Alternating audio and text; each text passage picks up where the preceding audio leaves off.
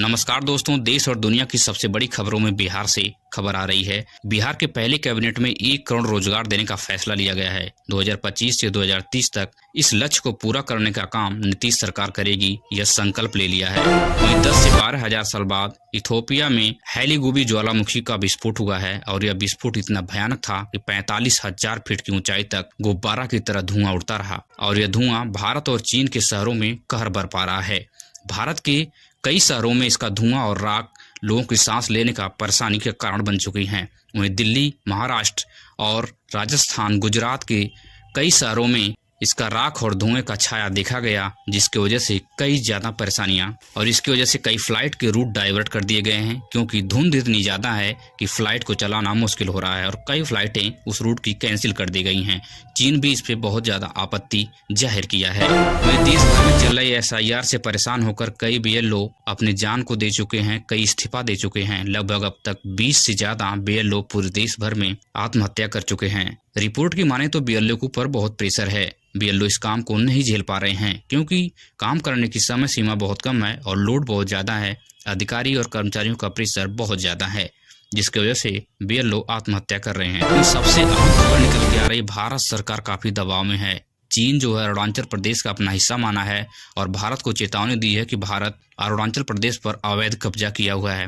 इस वजह से विपक्ष काफी हमलावर हो गया मोदी सरकार के ऊपर और मोदी सरकार काफी दबाव में है।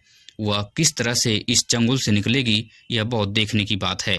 और सबसे अहम खबर निकल के आ रही उत्तर प्रदेश होमगार्ड भर्ती से 17 दिसंबर इसकी अंतिम तिथि तय की गई है। इसमें कुल पदों की संख्या 41,424 पद हैं। अगर आप जल्दी होमगार्ड की भर्ती प्रक्रिया में आवेदन नहीं करते हैं तो सर्वर डाउन होने का काफी संभावना दर्ज की गई है, इसलिए आप बहुत जल्दी इस फॉर्म को फिल कर दें। बिहार में भी उत्तर प्रदेश की तर्ज पर बुलडोजर एक्शन शुरू हो गया है और कई अवैध कब्जा को हटाया जा चुका है। नीतीश कुमार का सीधी हिदायत है कि अपराधी बिहार छोड़कर चले जाएं, नहीं तो उन्हें वह हश्र देखना पड़ेगा जिसका उन्हें अंदाजा भी नहीं होगा। और वहीं बिहार सरकार ने 25 चीनी मिलों को खोलने का आह्वान कर दिया है। बहुत जल्द 25 चीनी मिलें खुलेंगी और बिहार वासियों को अच्छा खासा रोजगार यहाँ पे मिलेगा, ऐसा नीतीश कुमार का कहना है। दिल्ली में प्रदूषण का भयानक असर है, लोगों को सांस लेने में परेशानियां हो रही है। यहाँ पे सीनियर सिटीजन, बच्चे और महिलाएं बहुत ज्यादा परेशानी का सामना कर रही हैं। कहना यह है कि 10 सिगरेट के बराबर जहर जो है इस हवा में घुल चुका है और यह हवा व्यक्ति जो सांस के माध्यम से ले रहा है वह उसके फेफड़े को खराब कर सकती है। दिल्ली सरकार इसके ऊपर एक्शन तो ले रही है, लेकिन समाधान अभी तक कोई ठोस नहीं निकल पाया है। सरकारी कर्मचारियों की सबसे बड़ी खबर है कि 8वां वेतन आयोग लागू कर दिया गया है और यह बढ़ोतरी उम्मीद से बहुत ज्यादा है। इससे सरकारी कर्मचारियों के अंदर बहुत खुशी की लहर है। मोदी सरकार की बैठक में सबसे बड़ा फैसला लिया गया है। नक्सलवादी हिडमा के मरने के बाद नक्सलवाद को नस्ते नाबूद करने के लिए अमित शाह और मोदी की इस बैठक में फैसला लिया गया है और पूरी प्लानिंग को तैयार कर लिया गया। नक्सलवाद को किस तरह से भारत से खत्म कर दिया जाए। सरिया और सीमेंट के दामों में भारी गिरावट दर्ज की गई है। अगर आप घर बना रहे हैं तो सरिया और सीमेंट खरीदने का सबसे सुनहरा अवसर है। इससे अच्छा मौका आपको नहीं मिलने वाला है। सोने के दाम में भारी गिरावट दर्ज की गई है। अगर आप गोल्ड खरीदने वाले हैं तो सबसे अच्छा सुनहरा अवसर है इसमें इन्वेस्ट करने के लिए। सोने के दाम लगातार नीचे गिरते जा रहे हैं। ममता बनर्जी ने SIR के विरोध में मोदी सरकार को खुली चेतावनी दी है कि अगर मोदी सरकार मुझे छूने की कोशिश करेगी तो मैं पूरे देश को हिला कर रख दूंगी। ममता बनर्जी के इस बयान से काफी भूचाल आ गया है। आधार कार्ड को लेकर सरकार का सबसे बड़ा फैसला आ गया कि आधार कार्ड पर अब आपकी पता और नाम नहीं रहेगा। आधार कार्ड पर केवल फोटो और QR कोड रहेगा। इसी से आपकी जानकारी ली जाएगी, लेकिन उस पर सार्वजनिक नाम, कोई भी पता आपके आधार कार्ड पर दर्ज नहीं रहेगी। मोबाइल रिचार्ज 1 दिसंबर से मांगे होने के आसार दर्ज किए गए हैं। जियो, एयरटेल और VI के रिचार्ज प्लान में बदलाव होने वाले हैं और आपकी जेब से पैसे ज्यादा से ज्यादा अब निकलने वाले हैं, क्योंकि मोबाइल रिचार्ज 1 दिसंबर से बढ़ रहे हैं।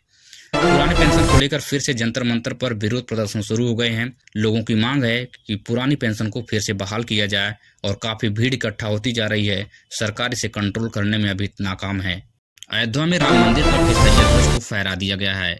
प्रधानमंत्री मोदी और मोहन भागवत इस कार्यक्रम में शामिल हुए।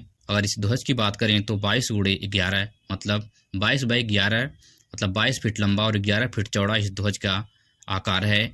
और यह ध्वज जो है 116 फीट ऊंचाई शिखर पर लगे 42 फीट ऊंचे ध्वज दंड पर फहराया गया है। जिस डंडे पर ध्वज टांगा गया है वह डंडा जो है 360 डिग्री मूव करता है।